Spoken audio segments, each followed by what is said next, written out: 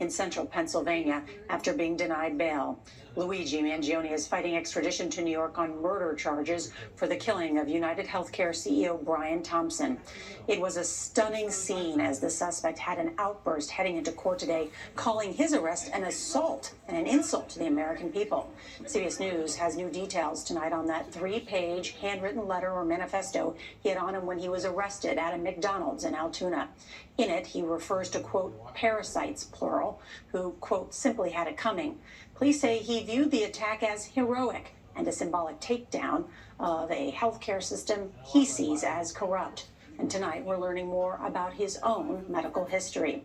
CBS' Lilia Luciano leads us off tonight from the correctional facility in Huntington, Pennsylvania. And Lilia, I know you were inside that courtroom today with the suspect. How was he behaving? Nora, it was remarkable. He walked in confident. At times he seemed defiant. He was looking around. He kept looking back. And a couple of times I felt like he was making eye contact. He was very communicative with his attorney. At some points he even laughed. He nodded. He swiveled in his chair. But let me tell you this. That was inside the courtroom. Outside, when he got there, it was a far more dramatic demeanor. And clearly out of touch. And insult. He tells us that the American people. Luigi Mangione shouted and struggled with police as he arrived for his extradition hearing in Altoona, Pennsylvania today. Inside the courtroom, Mangione was calm but defiant, sitting at the defense table, quietly mouthing words and mumbling. Police say it appears Mangione went to Pittsburgh and then Altoona after leaving New York, and that he was dodging surveillance using a signal-blocking bag. You can put your phone in there so we can't track your phone. It doesn't transmit a signal. It blocks the signal. In essence, it's like if you wrapped your phone in aluminum foil and put it in a bag. The 26-year-old Ivy League grad was arrested yesterday morning after he was spotted eating hash browns at a McDonald's. Police say he started shaking when they were questioning him. What did they ask him? They asked him if he had been to New York recently.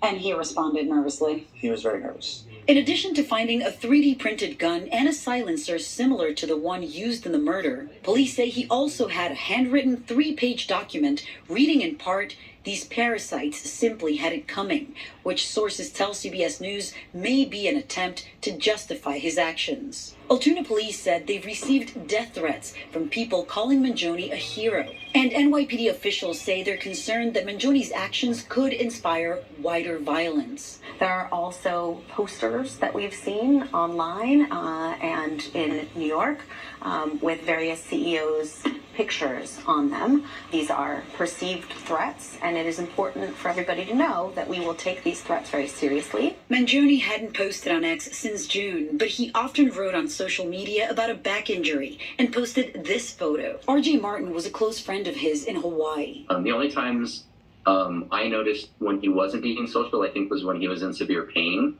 There were times where he would kind of hide out. So you're saying he was suffering in silence of extreme pain? That's my understanding. I notice you're getting emotional. What makes you feel this way?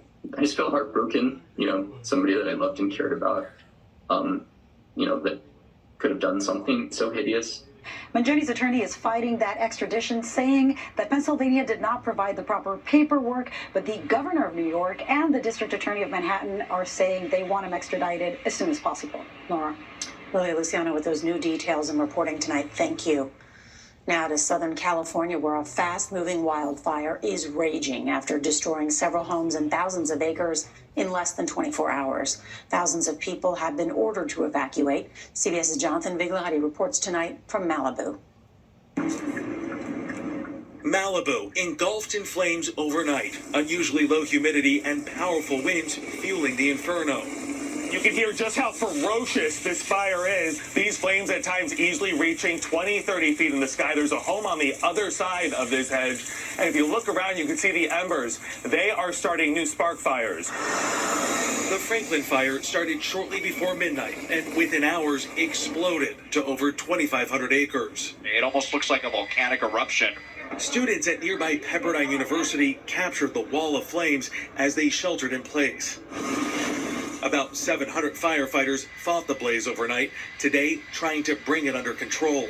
Rest assured, we are going to have a coordinated air and ground assault on this fire for as long as it takes. Linda Michelle manages this property and fled in the dark. Embers were like flying everywhere in front of us. It's either die or live at that moment. And I just said, let's just get out of here. Nearly all of Malibu's residents were under an evacuation warning. Michelle's neighbor, Alec Gellis, stayed behind to help. There was so much fire, it looked like every house burned. Look at this. They took us back to the property and saw that the horses left behind were safe. You saw the horses? Yeah, they're good. Oh, you made it, girl. I bet it gives you a new appreciation for life. It sure does. Very blessed today. And this is one of 5 homes destroyed just in this neighborhood alone, and you can really get a sense of just how intense this firestorm was. This was a brick building now completely leveled, and the threat continues tonight. Red flag warnings remain in effect through tomorrow afternoon, Nora. Jonathan Vigliotti, thank you very much.